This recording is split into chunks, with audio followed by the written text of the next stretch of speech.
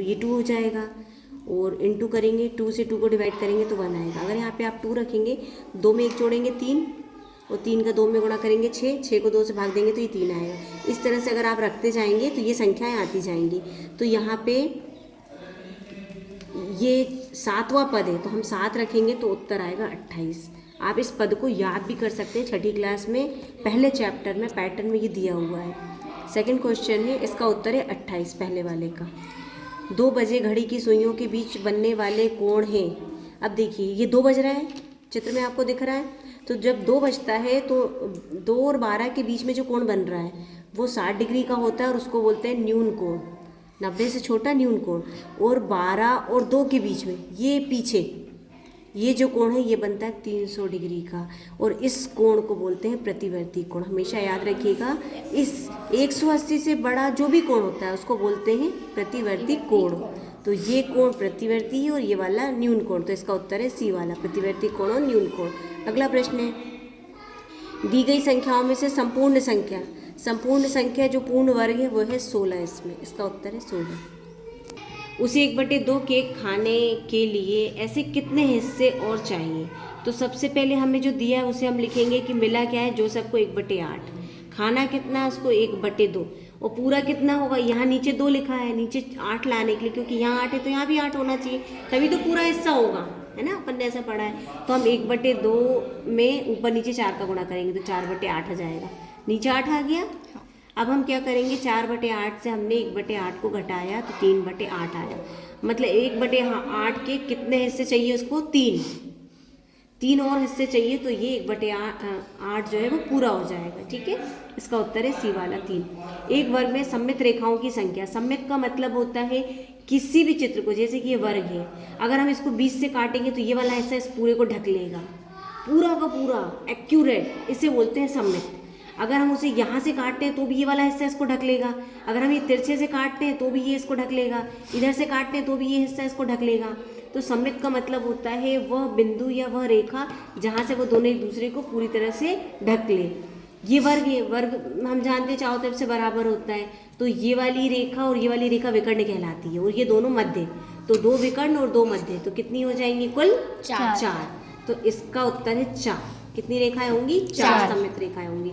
मध्य प्रदेश के कुछ शहरों का क्षेत्रफल किलोमीटर में चित्रलेख द्वारा दर्शाया गया है, ये हमें दर्शाया गया है। अब हमें क्या करना है, दिए गए शहरों के क्षेत्रफलों का आरोही क्रम में जमाना है। तो हमें दिख रहा है सबसे पहले निमाड़ी, फिर दतिया, उमरिया, रायसेन और बैतूल, ये आरोही क्रम में जमा दिया, इसका उत्तर है सी वाला। अगला प्रश्न, यदि एक आयत की लंबाई उसकी चौड़ाई की 2 गुनी है तथा आयत की चौड़ाई x है और आयत का परिमाप, देखिए ये आयत है, आयत में लंबाई हमें x दी है और ये 2x दी है, और उनने पूछा है आयत का परिमाप। तो सबसे पहले आपको मालूम होना चाहिए परिमाप क्या होता है। तो परिमाप होता है 2 कोष्ठक में लंबाई धन चौड़ाई कोष्ठक, बताया था हमने।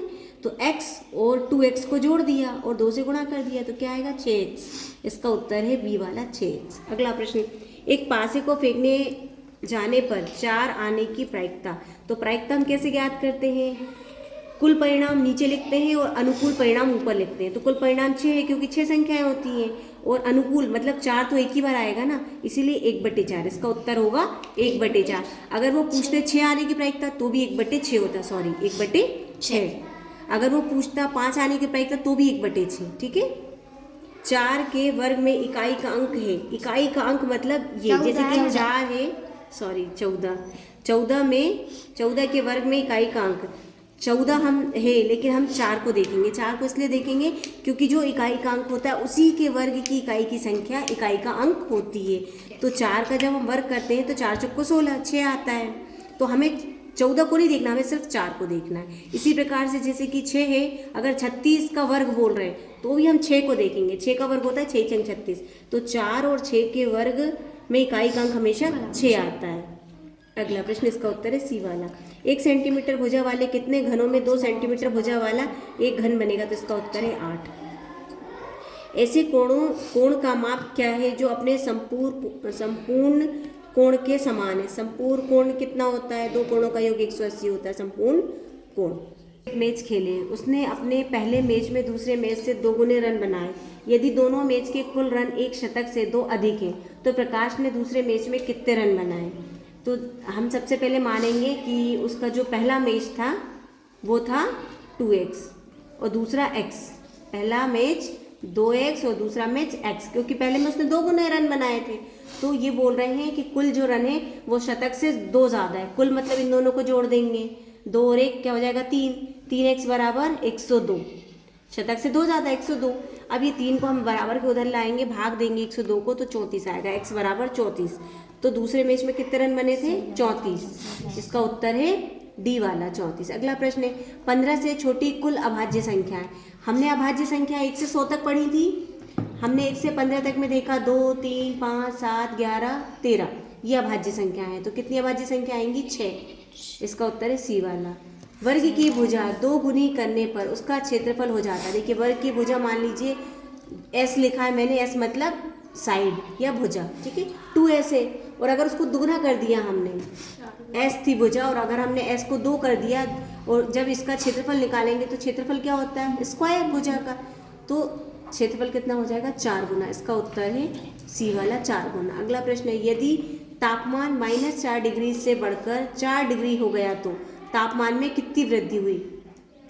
मान लो कोई चीज़ है 2 और 2 से बढ़ के 10 हो गई तो कितनी बढ़ी 8। आपने 10 से 2 घटा दिया तो -4 से ही 4 हो गई थी। तो इसमें बड़ा वाला ये है और छोटा वाला ये है, तो हम इससे इसको घटाएंगे। 4 से हमने घटाया -4 को तो माइनस माइनस प्लस हो गया, 4 और 4 को जोड़ेंगे तो 8 आएगा। तो इसका उत्तर है 8 डिग्री सेंटीग्रेड। अगला प्रश्न, एक संख्या के 2 गुने में 7 जोड़ने पर 29 प्राप्त होता है, वह संख्या। एक संख्या के 2 गुने में, तो एक संख्या थी उसका 2 गुना किया 2x और 7 जोड़ दिया, 2x में हमने 7 जोड़ा बराबर 29। अब ये 7 को हम इक्वल टू के दूसरी तरफ ले जाएंगे, घटाएंगे तो 22 आएगा और 2 से भाग दे देंगे तो 11 आएगा। तो इसका उत्तर है ए वाला 11। अगला प्रश्न, एक समबाहुभुज का प्रत्येक बाह्य कोण का माप 30 डिग्री है तो समबाहुभुज में भुजाओं की संख्या होगी। ये आपको मैंने 4 पार्ट में सवाल करवाए थे। बाह्य कोण बराबर 360 डिग्री बट्टे भुजा होता है, बताया था सूत्र। तो हमें भुजा ज्ञात करनी, तो भुजा यहाँ आ जाएगा, कोण नीचे आ जाएगा। तो 360 बट्टे 30, 0 से 0 कट जाएगा, 3 से 36 को भाग देंगे तो 12 आएगा। तो इसका उत्तर होगा डी वाला 12। अगला प्रश्न, क्यू के 2 गुने और 15 के योग का गणितीय कथन। क्यू के 2 गुने और 15, तो इसका उत्तर है डी वाला। अगला प्रश्न, ये वाला टेस्ट में दिया था हमने आपको, और किसी भी संख्या